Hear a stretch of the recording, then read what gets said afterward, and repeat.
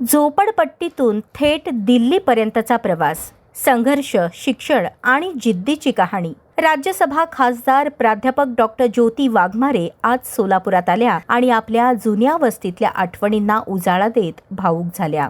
सोलापूरच्या गल्लीबोळात वाढलेली एक मुलगी, जिने झाडाखाली बसून 10वी पासून PhD पर्यंतचा अभ्यास केला, आज तीच मुलगी राज्यसभेपर्यंत पोहोचली आहे. डॉक्टर ज्योती वाघमारे यांनी आपल्या संघर्षमय प्रवासाची आठवण सांगताना आपल्या कुटुंबाच्या कष्टांचीही कहाणी मांडली.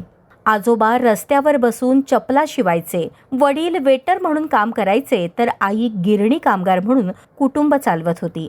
याच कष्टातून शिक्षण आणि संघर्षाचा मार्ग निवडत त्या आज संसदेत पोहोचल्याचं त्यांनी सांगितलं.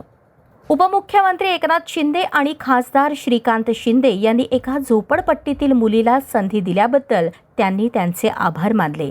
होत्या जिच्या वडिलांनी हॉटेलमध्ये वेटर म्हणून विटाच्या भट्टीवर काम केलं, जिच्या आईनी नाकातोंडात कापूस गेला तरी चादरीच्या कारखान्यात काम केलं, अशा एका सर्वसामान्य मुलीला त्यांनी खासदार बनवलं, राज्यसभेवरची संधी दिली. याबद्दल मला त्यांचे मनापासून आभार मानायचे आहेत. आदरणीय एकनाथजी शिंदे साहेबांच्या बद्दल आणि खासदार डॉक्टर श्रीकांत शिंदे साहेबांबद्दल कितीही बोललं तरी कमी आहे. त्यांनी दाखवून दिलं, माझ्यासारख्या एका सर्वसामान्य गोरगरीब मागासवर्गीय मुलीला संधी देऊन त्यांनी दाखवून दिलं की शिवसेनेमध्ये जातीपातीला थारा नाही. डॉक्टर बाबासाहेब आंबेडकर यांच्या विचारांनीच आपल्या आयुष्याला दिशा दिल्याचंही त्यांनी सांगितलं. शिका, संघटित व्हा आणि संघर्ष करा, या विचारांमुळेच झोपडपट्टीत राहूनही संघर्ष करण्याची ताकद मिळाल्याचं त्यांनी नमूद केलं. बाबासाहेबांच्या उपकाराशिवाय आम्ही शून्य आहोत.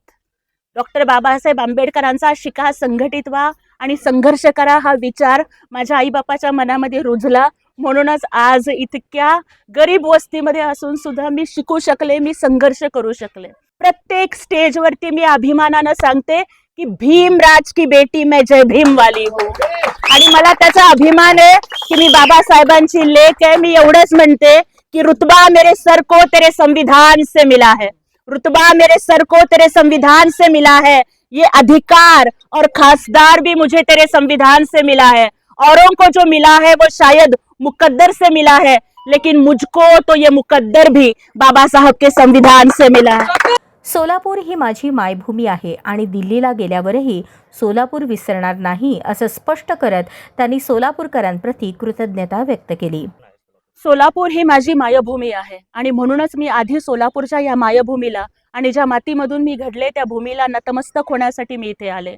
सोलापूरचे माझ्यावरती अनंत उपकार आहेत, कारण एका तेलुगू बोलणाऱ्या मुलीला, एका मागासवर्गीय मुलीला सोलापूरकरांनी सूत्रसंचालिका असेल, वक्ता असेल, कार्यकर्ती असेल, एखाद्या पक्षाची शहर अध्यक्ष असेल, या प्रत्येक भूमिकेतून सोलापूरकरांनी स्वीकारलं आणि माझे सोलापूरकर बांधव हे माझ्या पाठीशी उभे राहिले.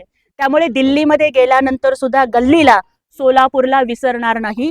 सोलापूरच्या मातीचा स्वाभिमान दिल्लीच्या दरबारामध्ये सुद्धा घुमवत राहीन. राजकारणात विरोध असतो तो फक्त पक्षापुरता, असं म्हणत त्यांनी शिवसेना नेते संजय राऊत यांच्या शुभेच्छाही स्वीकारल्या. महाराष्ट्राची राजकीय संस्कृती ही अशीच आहे की विरोध हा फक्त पक्षापुरता, पक्षाच्या विचारधारेपुरता, राजकारणापुरता असतो. त्यांच्या शुभेच्छांचा मनापासून स्वीकार करते. काही नेते आपल्या कुटुंबाला पक्ष मानतात, तर काही नेते पक्षालाच कुटुंब मानतात. माझं अभिनंदन करू नका, माझ्यापेक्षा उपमुख्यमंत्री एकनाथ शिंदे यांचं अभिनंदन करा. आज तुम्ही बघताय की आमच्यासारख्या एका गरीब मागासवर्गीय वस्तीत राहणाऱ्या मुलीला दिल्लीच्या दरबारापर्यंत, म्हणजे गल्लीच्या मुलीला दिल्लीपर्यंत पोहोचवणं हे धाडस महाराष्ट्रामध्ये फक्त आणि फक्त एकनाथ शिंदे साहेबच करू शकतात.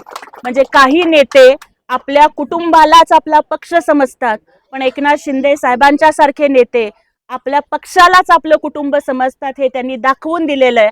झोपडपट्टीतील संघर्षातून संसदेत पोहोचलेली ही कहाणी सोलापुरातील अनेक तरुण तरुणींना प्रेरणा देणारी ठरत आहे.